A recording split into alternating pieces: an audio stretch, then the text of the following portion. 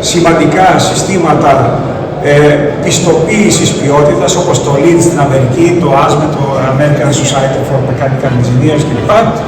Και το ελληνικά στείνει λοιπόν ουσιαστικά και είναι ήδη προχωρημένο σε αυτό ακριβώς το τομέα να δημιουργήσει ένα περιβάλλον σεβασμού προδιαγραφών του κανονιστικού πλαισίου και συνεχούς επιμόρφωσης του κόσμου. Σας ευχαριστώ.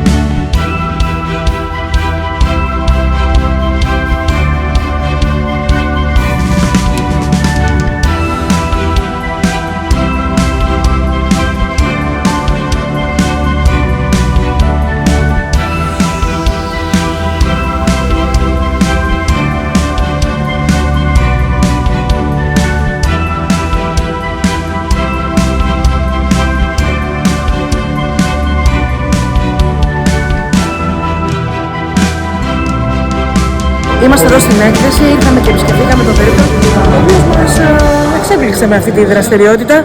Ευχόμαστε καλές δουλειές και αν υπάρχει και αντιπροσώπευση στα μαστορικά, γιατί όχι να μην το χρησιμοποιήσουμε και στις επόμενες. Θα σε προσλάβω για προμότερ, βλέπω. Χαρά μου, γιατί όχι.